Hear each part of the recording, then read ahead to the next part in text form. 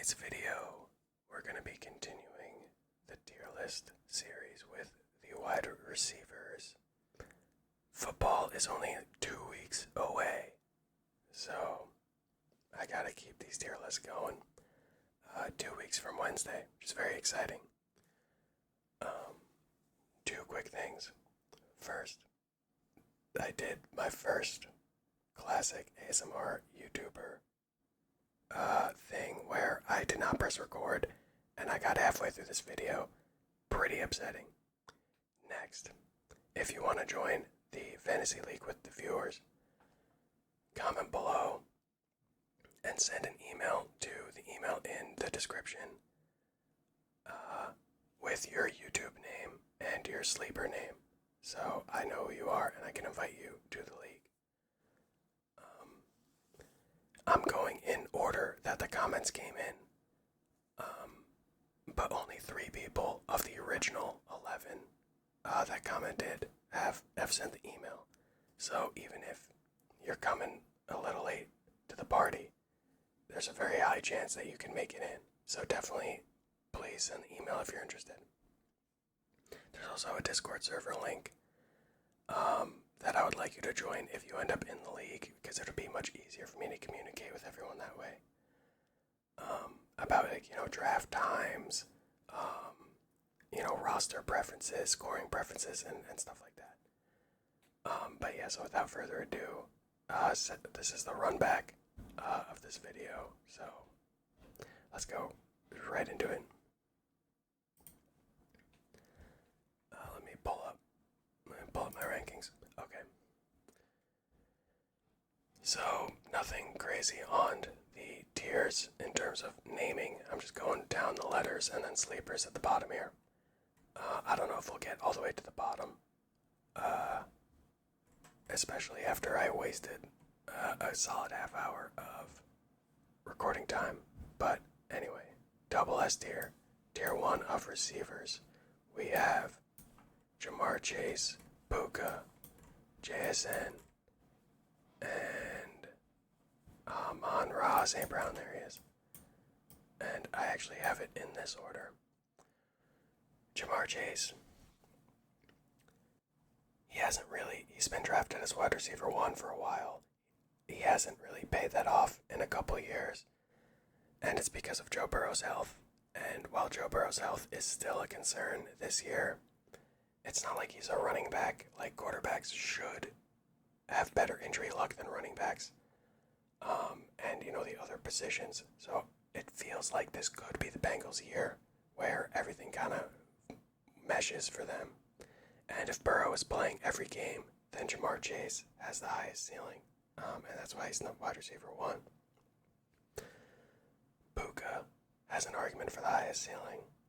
But with him, he had a weird offseason. He has some off-the-field concerns and some injury concerns. He might not even play in the first game of the year. So that's why he's behind Chase. But when he is playing, even if he misses one game, like in the grand scheme of things, that's not a big deal. He's so good and so consistent, high floor, high ceiling guy, that you'd take him. If you're getting 16 games of Puka, I still think he'd be a wide receiver 2, because he's just that much, and that much better. St. Brown, I have above JSN. My concerns for JSN are that the offensive coordinator leaves to become a head coach. So obviously he was a talented play caller, and I know Sam Darnold just won the Super Bowl, so people shouldn't doubt him anymore, and he won 14 games in back-to-back years.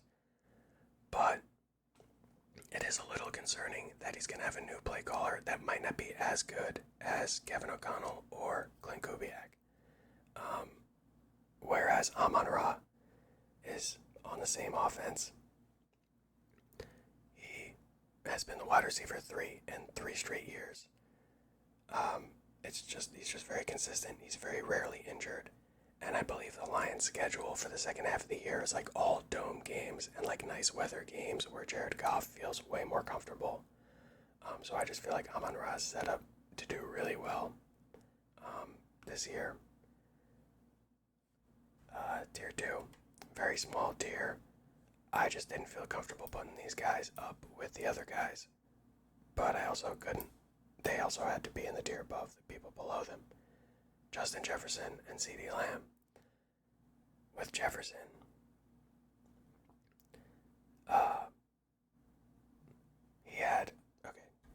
both of these receivers had down years last year. But Jefferson has a new quarterback. Lamb had a high ankle sprain, and so he missed a couple games, and then high ankle sprains kind of linger throughout the year.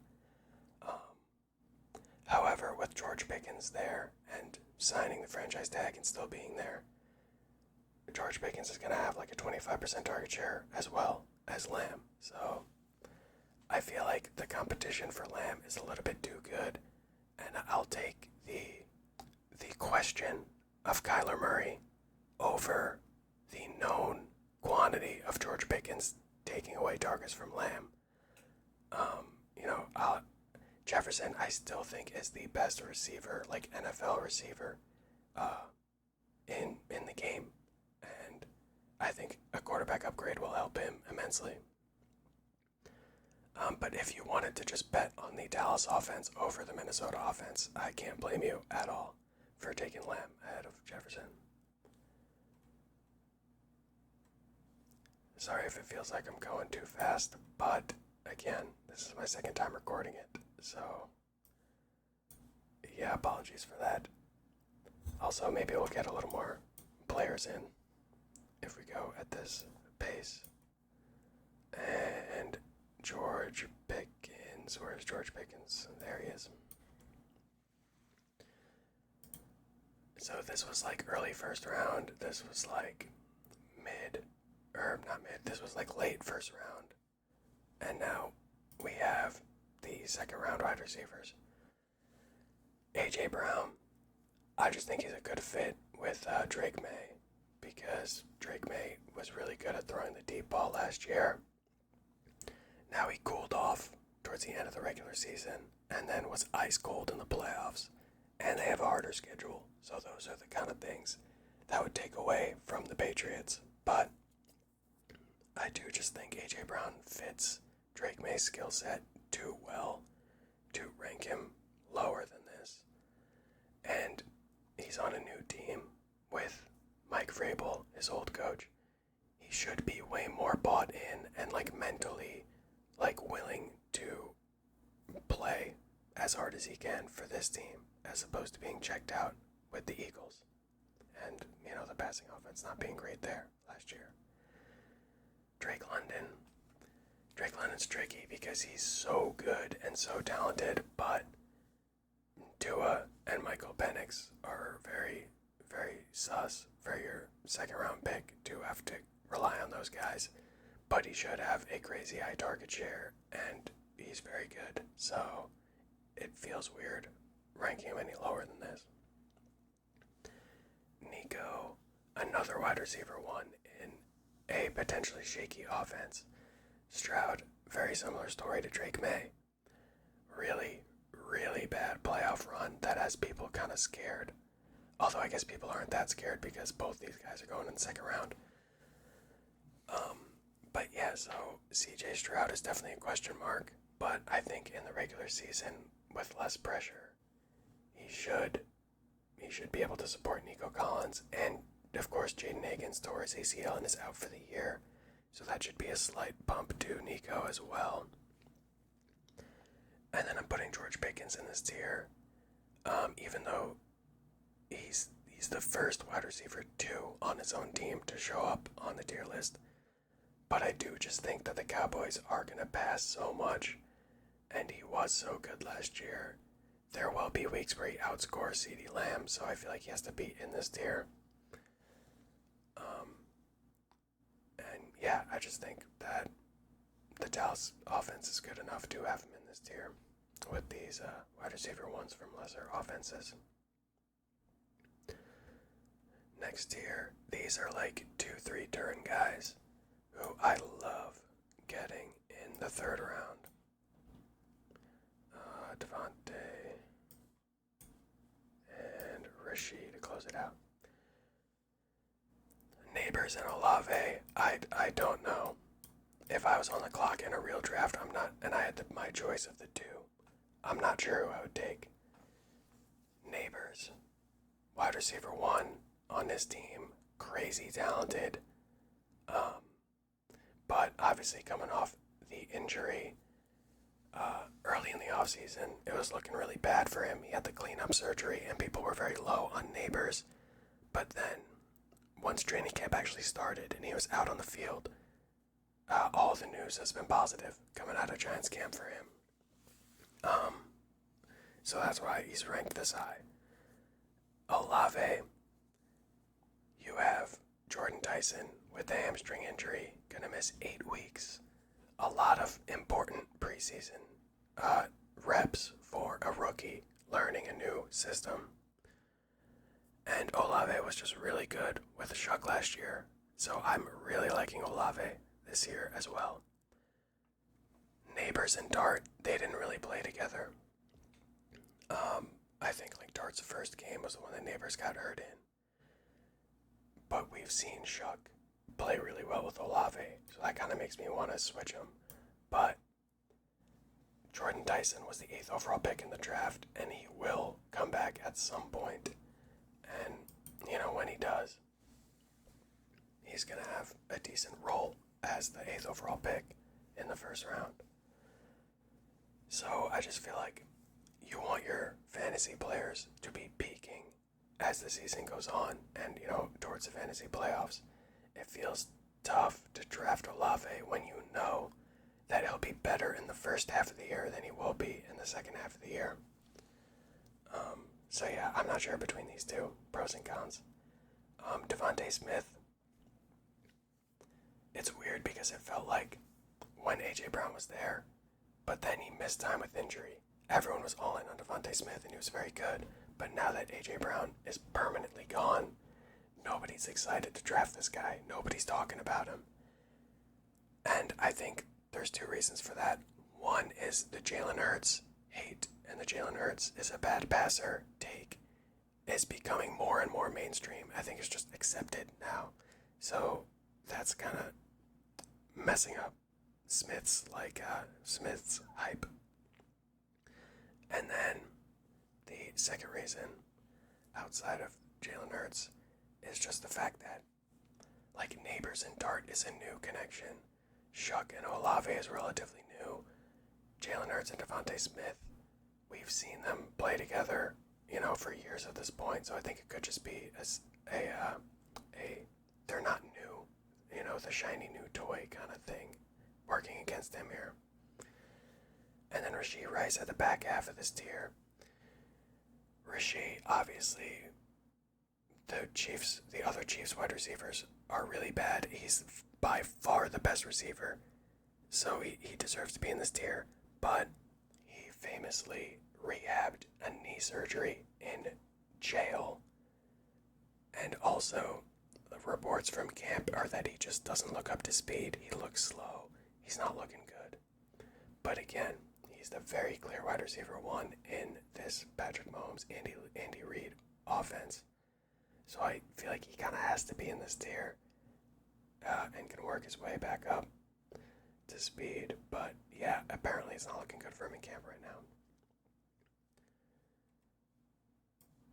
Next year, we're getting some more wide receiver 1s in bad offenses, and then a wide receiver 2 in a good offense. Sorry, it is not Garrett Wilson's time yet. There we go.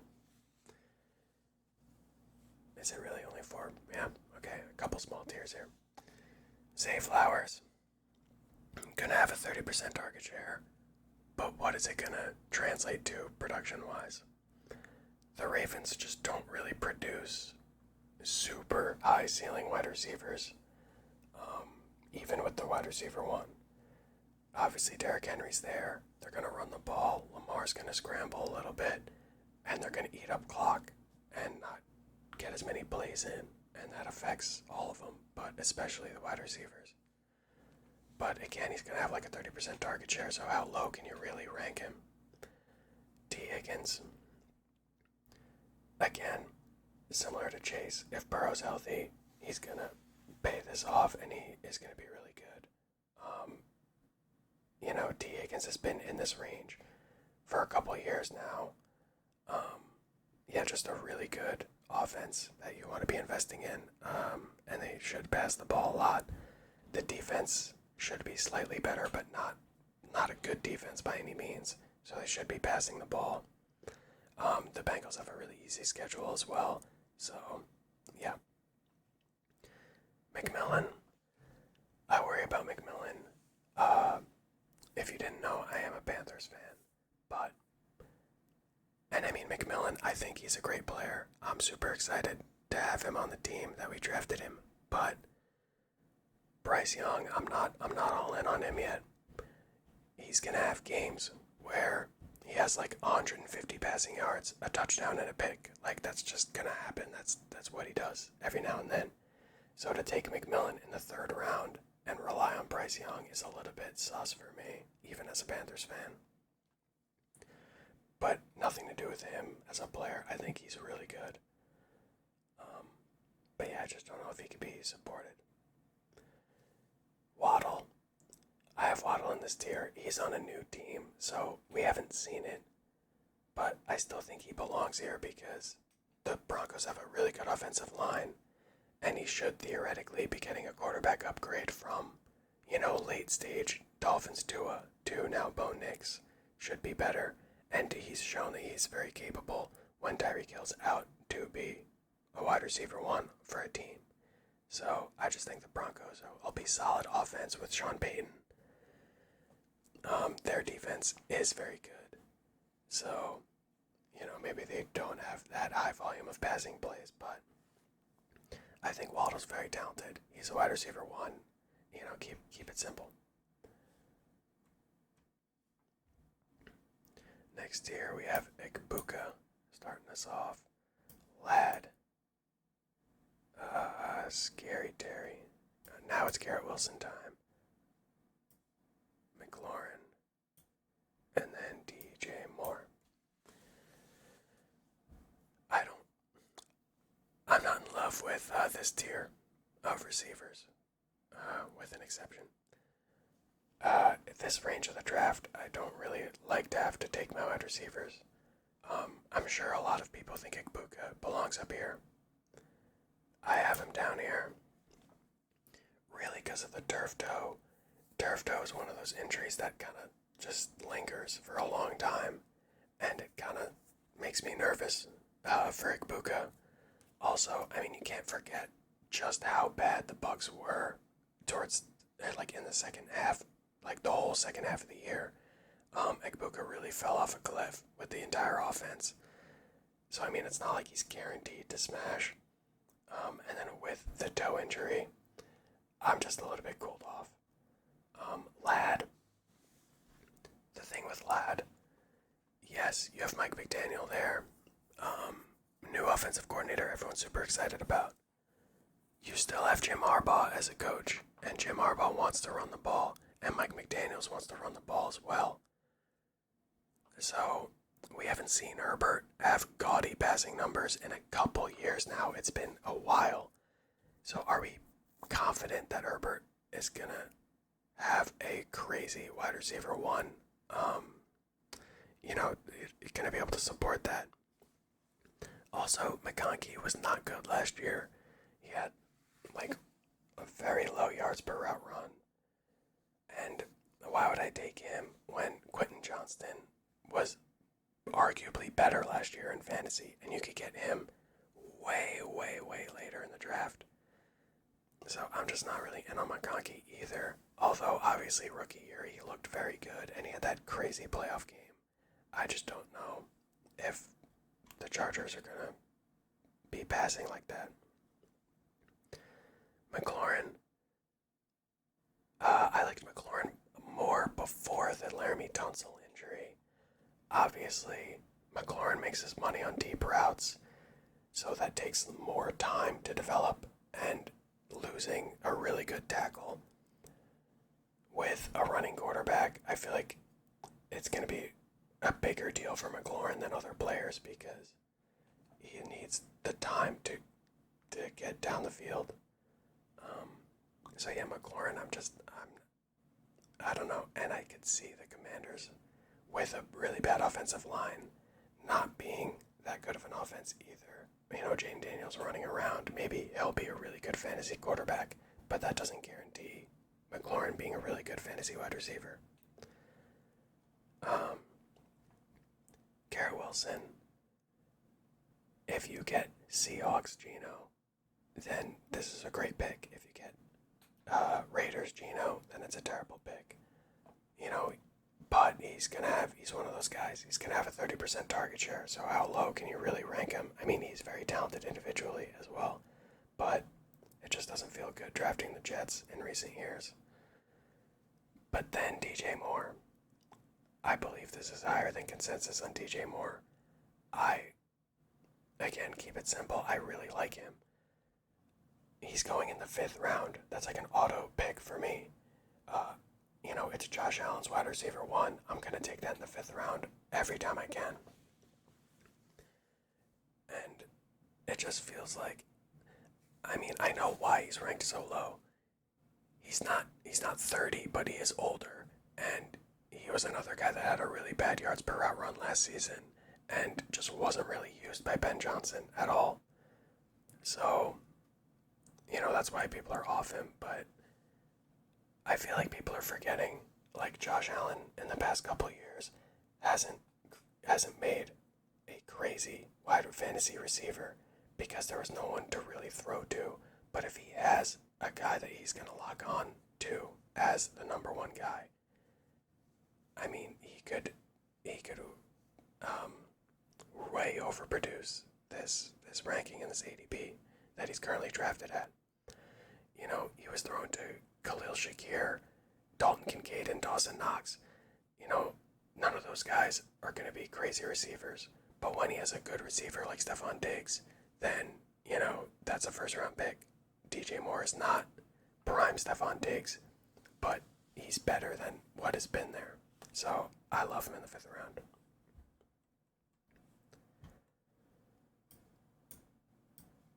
Next here, some NFC North guys, some old guys. J-Mo, a young guy, and Parker Washington. Let's do this. Let's do this. Let's do that. And let's do that. This is another range where I'd rather go elsewhere. But, not really just in the middle of this tier. The 2 Bears guys. I don't know how to rank them.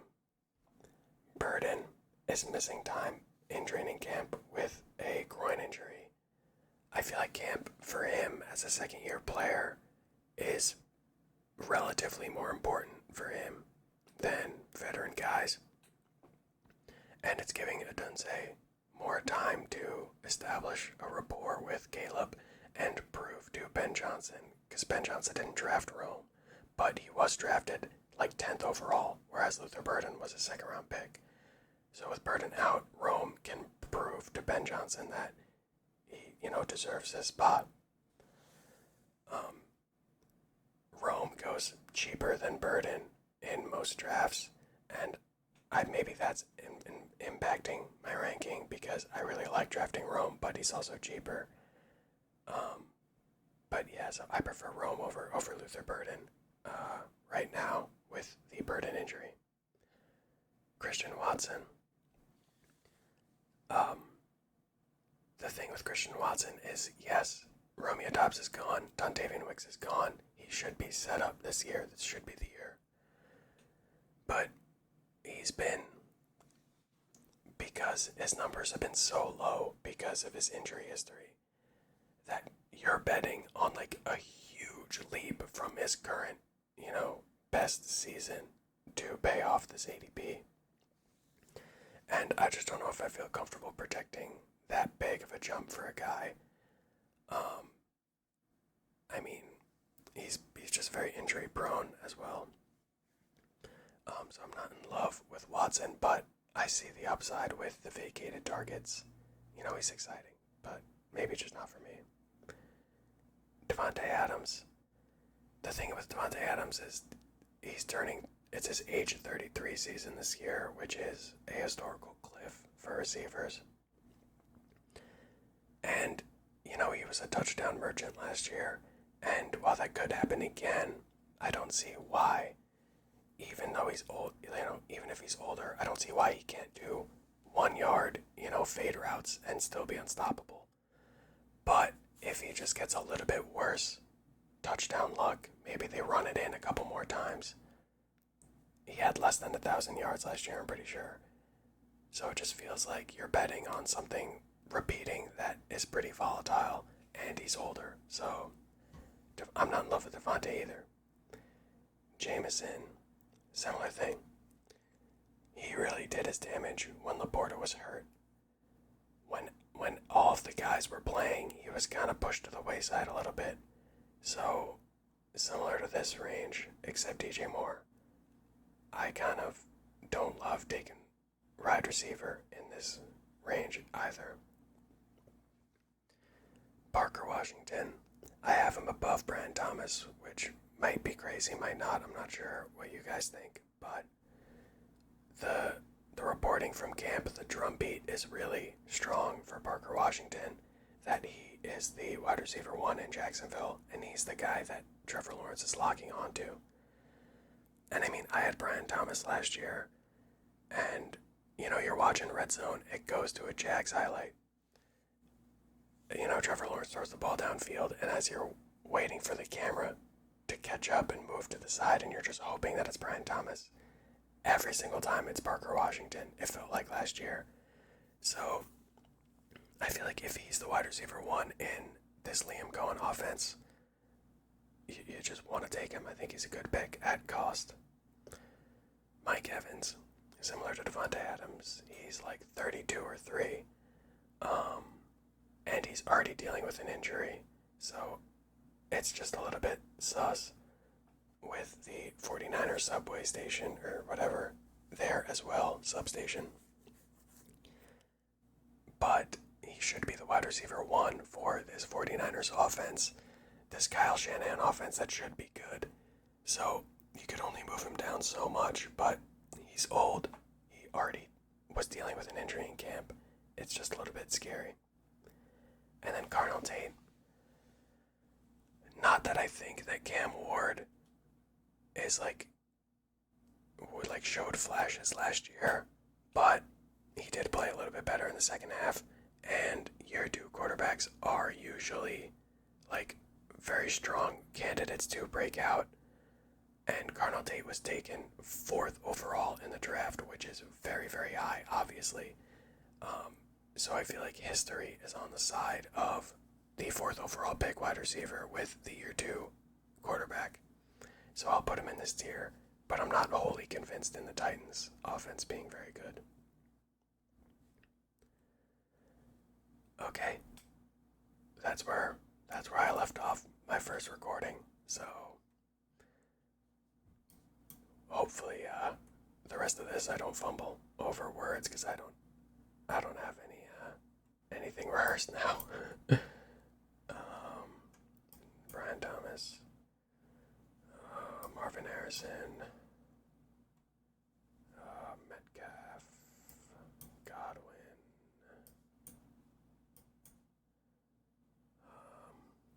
Sutton, back-to-back number 14s there. It's kind of funny. Diggs. I'm not sure what number Diggs is. On ESPN, in their depth chart, it said 18. This tier list wasn't up to date. It didn't have Diggs in there, so I had this made up, which is why it looks a little bit scuffed. But yeah, so Diggs, Josh Downs, and then Michael Pittman.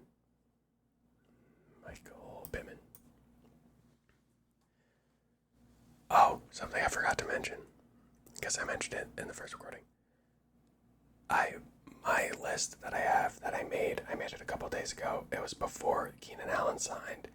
So I'm going to move Josh Downs down the rankings. But for now, I'm just gonna follow what I have written down already. But yeah, so there's a lot of players already half hour through. I think I'm just gonna kind of go Cliff Notes version. I have Michael Wilson ahead of Marv just because Marv, the hype doesn't seem to be on him, and Michael Wilson was good last year. And I just feel like Michael Wilson bonded with Jacoby Brissett while Marvin Harrison was out last year, and he was popping off. So I like Michael Wilson a little bit more than Marv. I don't know if I would draft him before Marvin Harrison goes, because I feel like you're kind of not getting good value when you do that, but I like him more. Johnston, like I said, the reason why I'm low on McConkey, I'm higher on Johnston. He was just as good, if not better, last year, and he benefits from all the same things that McConkey's benefiting from. Brian Thomas, again, I have him below Parker Washington, but he was so good that first year. But that was mostly with Mac Jones, so, you know, it's tricky. Marv, again, I don't know, I saw that video of him dropping passes. I mean, really, if I'm being honest, that's kind of where I'm at. It just doesn't seem like it's going to happen for him. It's been like 3 years that he's disappointed ADP, so, I don't know, I'm starting to just rank him lower. Metcalf. Metcalf was okay last year. I mean, he had 2 yards per route run, but the thing is that the Steelers just don't have the passing volume, and Rodgers just doesn't push the ball down the field because he really doesn't want to get hit, so he gets rid of it really fast, and that kind of hurts Metcalf. Godwin I have here. You know, Mike Evans is gone. Ekbuka has turfed out, you know. I don't remember. Now that I'm talking about Chris Godwin, I kind of remember that he might be dealing with an injury, but I don't fully remember, so sorry about that if he is. But if Mike Evans is gone, he's a wide receiver too.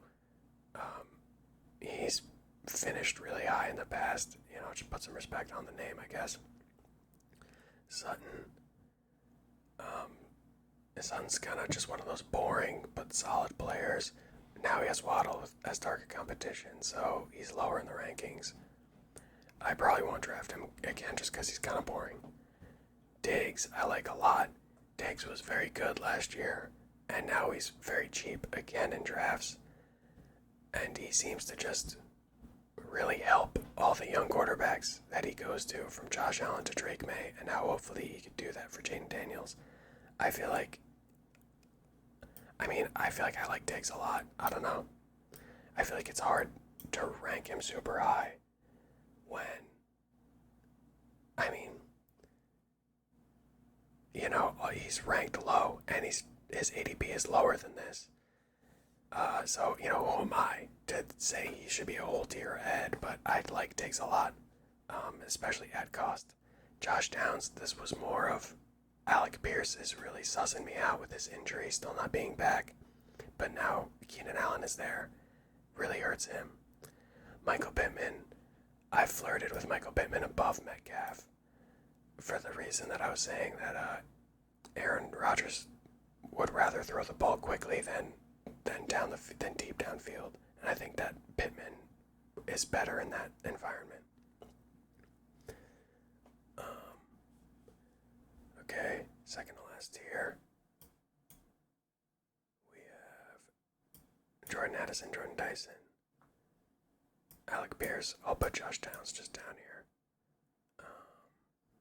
Wandale. Did I not take Wandale with me? Oh, jeez. Yep. Robinson. There he is. Wandale, Makai Lemon, and Jaden Reed. So already, I have some explaining to do, and I kind of disagree with my previous self. Jordan Addison, I like. I didn't put him up here because there's questions with Kyler, and he is just wide receiver 2 there. He could maybe be in this tier, but I don't know. Jordan Tyson, obviously, hamstring injury. He's missing 8 weeks. He has a history of hamstring, I believe, from college. So, really bad luck. I'm not sure how far to drop him because he was the 8th overall pick in the draft. But yeah, if he's going super late, definitely pick him up. So maybe I'll put him in sleeper. Alec Pierce should be the wide receiver 1 when he plays, but he's missing the entire offseason with this ankle. And I just don't like taking players, like I said, that are missing the entirety of camp. And then have to get up to speed during the actual season. So I'm kind of out on him. Wandale, he had like a 30% target share in New York last year. So, he's not going to be completely irrelevant. You have to kind of respect him a little bit. My guy Lemon should probably be down as well. He's been more injured than I thought. I didn't realize at the time how much time he's missed. I think hamstring as well for him. But again, first round pick, so there's definitely upside there.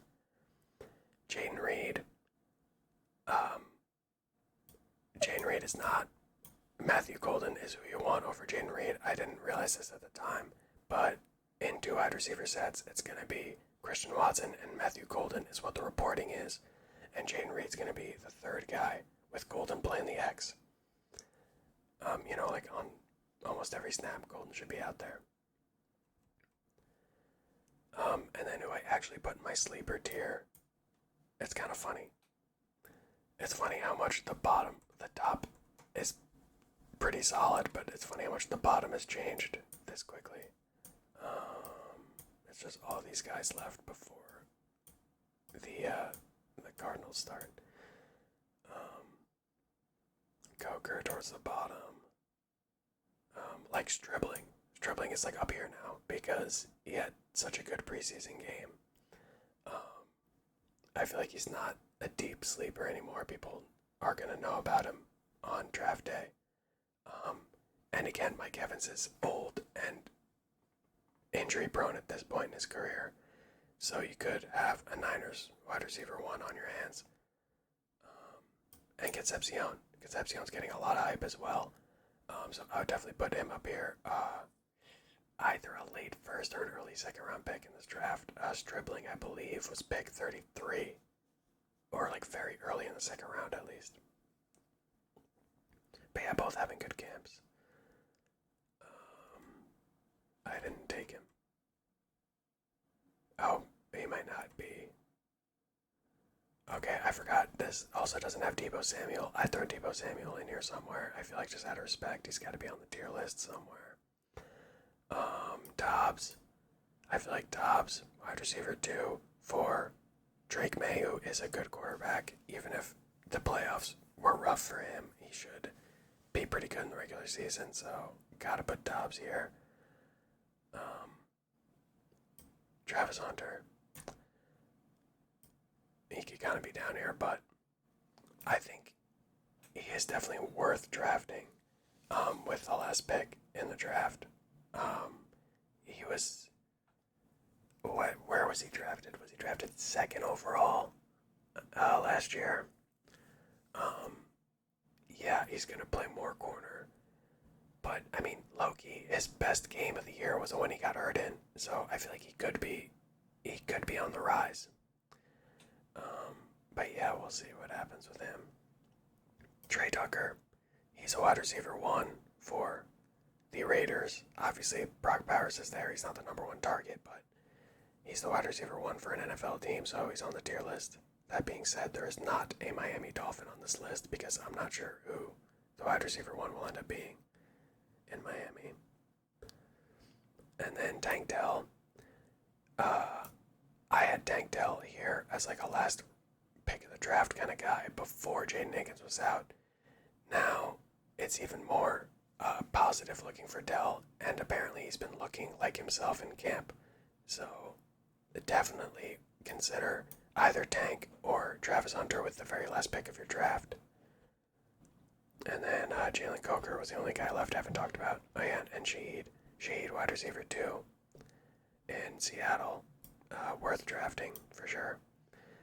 Coker, the only reason I put Coker on here is because the Panthers' second round rookie receiver is out for the year with an injury.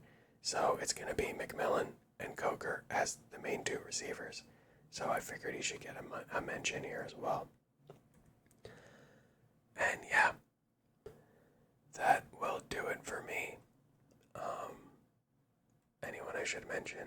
Jacoby Lane has a lot of hype, but Ravens don't pass enough.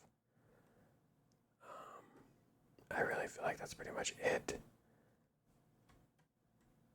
Like, maybe Jerry Jeudy gets drafted, maybe Flournoy gets drafted. I don't know. Yeah, I feel like that's good. We're gonna go with these names. These are the guys I think that should be drafted in pretty much all leagues.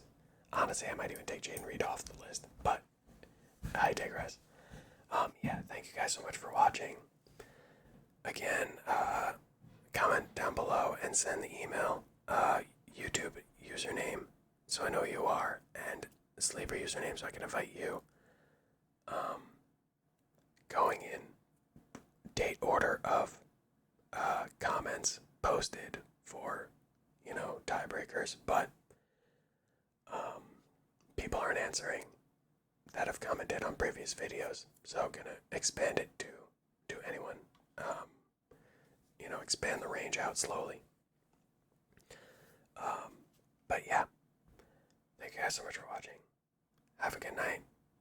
Tight end tier list will be next. I might do tight ends and quarterbacks in the same video. Okay, enough rambling. Have a good night. Thank you for spending your time with me.